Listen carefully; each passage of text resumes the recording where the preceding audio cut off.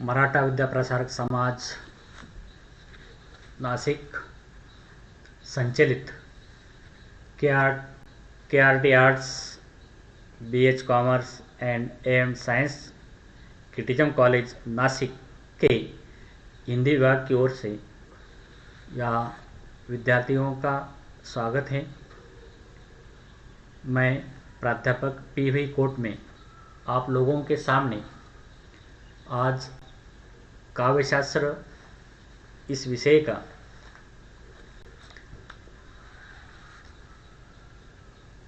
जो अध्ययन है उसमें शब्द शक्ति का परिचय करने के लिए, उसका विश्लेषण करने के लिए उपस्थित हूँ। इसके पूर्व तुम लोगों ने शब्द शक्तियों का जो परिचय है, 3 शब्द शक्तियों का परिचय कर लिया है और उसमें पहली जो शब्द शक्ति है अभिधा का विश्लेषण समझ लिया है। आज हमें लक्षणा शब्द शक्ति का परिचय देखना है या लक्षणा शब्द शक्ति का साधारण परिचय समझ लेना है। तो चलिए आज हम लक्षणा शब्द शक्ति का जो परिचय है वह समझ लेते हैं।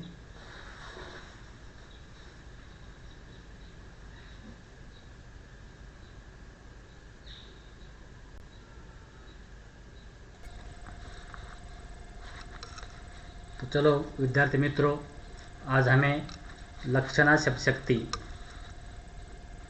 का परिचय देखना है।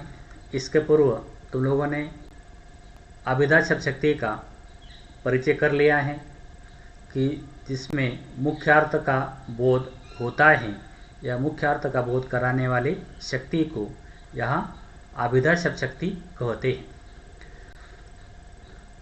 लेकिन जब मुख्यार्थ या वाच्यार्थ में बाधा या व्याघात के होने पर रूढ़ि या प्रयोजन के आधार से उससे संबंधित जहाँ पर अन्य अर्थ लक्षित होता है वहाँ पर लक्षणा शब्द शक्ति काम करती है।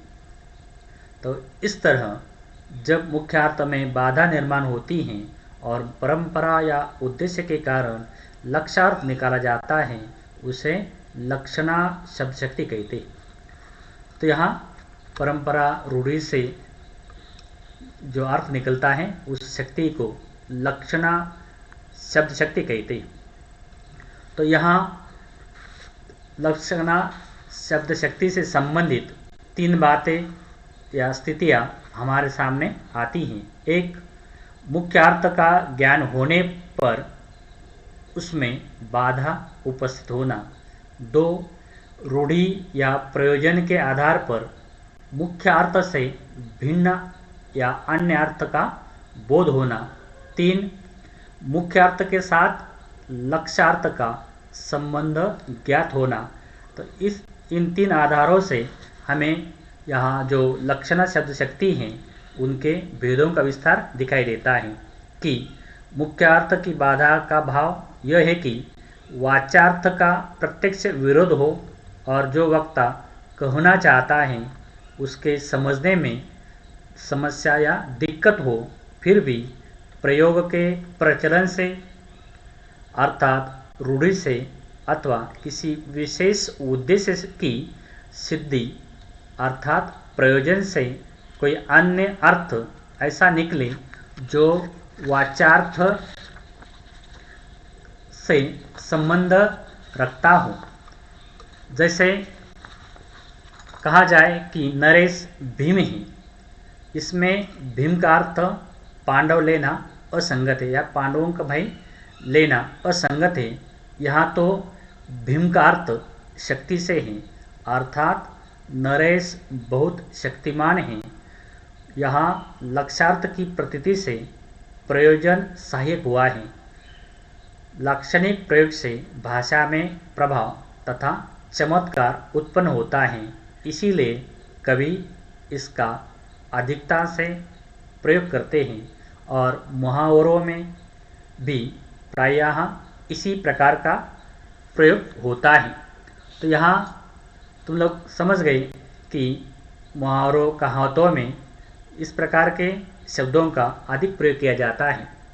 उदाहरण के लिए, मेरा कुत्ता शेर का चाचा है। यहाँ पर मुख्य अर्थ बाधित है। कुत्ता शेर का चाचा कैसे हो सकता है, ये प्रश्न है। फिर भी प्रयोजन के सहारे यह अर्थ निकाला जा सकता है कि आवाज़ में और भयंकरता में शेर से बढ़कर है। इसी उद्देश्य के कारण ही इस वाक्य का अर्थ निकला है कि यह अर्थ यहाँ अनर्थ कर देता, नहीं तो फिर अर्थ नहीं निकलता। तो इस तरह यहाँ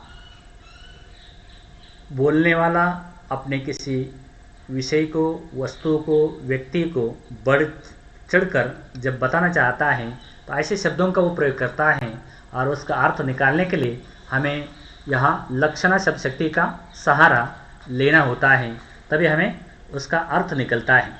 जैसे सुरेश उल्लू है, तो यहाँ उल्लू का अर्थ पक्षी विशेष नहीं, या उल्लू का अर्थ जो है वो मुख्य अर्थ न निकलकर उसी प्रकार मूर्ख न लिया गया।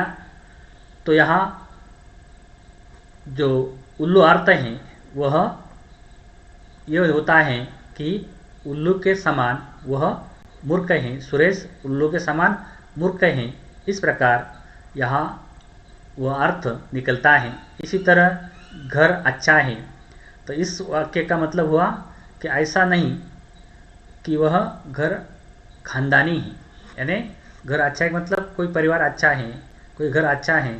जब इस प्रकार कहा जाता है इसका मतलब वो घर खानदानी है, संस्कारशील है, या वहाँ सभी जो व्यक्ति हैं वह अच्छे हैं, उनका व्यवहार अच्छा है, ऐसे घर को या खानदानी कहा जाता है। तो यहाँ तुम लोगों ने जैसे उदाहरण देखा, मेरा कुत्ता शेर का चाचा है, तो इससे समझ गए कि शेर से बढ़कर दिखाने के लिए या अतिशयोक्ति के समय, यानी काव्य में जैसे अतिशयोक्ति अलंकार होता है, तो ऐसे समय बढ़ चढ़कर बताने के लिए यहाँ इस प्रकार के शब्दों का प्रयोग किया जाता है। दूसरा वाक्य या उदाहरण तुम लोगों के सामने है, वो पूरा ऊंट है। इस उदाहरण में मुख्य अर्थ में बाधा पड़ने पर रूढ़ि से अर्थ निकाला जाता है। यहाँ उसके लंबे होने के कारण रूढ़ि के द्वारा ऊंट उसे कहा जाता है।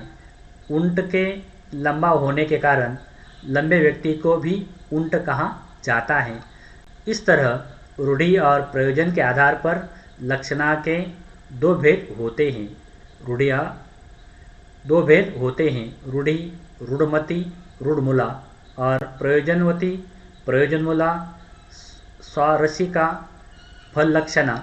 इस तरह उसके भेद होते हैं। तो पहला भेद हमें समझना है रूढ़ि लक्षणा। तो यहाँ रूढ़ि लक्षणा का मतलब है मुख्य अर्थ को छोड़कर जहाँ पर रूढ़ि या प्रचलन के कारण अन्य अर्थ ग्रहण किया जाता है वहाँ रूढ़िमती लक्षणा होती है। और दूसरा है प्रयोजनवती, जहाँ लक्षण शब्दों का प्रयोग किसी विशेष उद्देश्य अथवा प्रयोजन से किया जाए, वहाँ प्रयोजनवती लक्षणा होती है।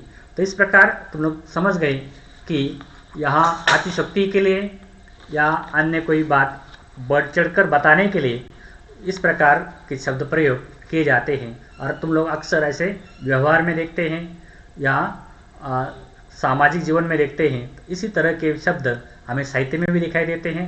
साहित्य में भी वो साहित्यकार ऐसे किसी चरित्र को, किसी वस्तु को, किसी विषय को और बढ़ चढ़कर या व्यक्त करने के लिए इन शब्दों का प्रयोग करता है, और उनका अर्थ हमें लक्षणा शब्द शक्ति से लेना होता है। तो ऐसी लक्षणा शब्द शक्ति के प्रयोग से भाषा में प्रभाव और चमत्कार उत्पन्न होता है। इसीलिए कवि इसका अधिकता से प्रयोग करता है। सभी मुहावरों के मूल में लक्षणा काम करती हैं। तो यह लक्षणा शब्द शक्ति यहाँ काव्य के लिए भी बहुत महत्वपूर्ण है। तो यह लक्षणा शब्द शक्ति आप लोग यहाँ याद रखिए, इसे समझ लीजिए। इसके बाद हमें अगली जो शब्द शक्ति है व्यंजना शब्द शक्ति, जहाँ अभिधा से लक्षणा से अर्थ नहीं मिलता है, तब हमें सहारा या आधार व्यंजना शब्द शक्ति का लेना होता है। इसके लिए अभी आगे हमें व्यंजना शब्द शक्ति का यहाँ परिचय देखना है। आज हमें लक्षणा शब्द शक्ति के साथ यहाँ रुक जाना है। धन्यवाद।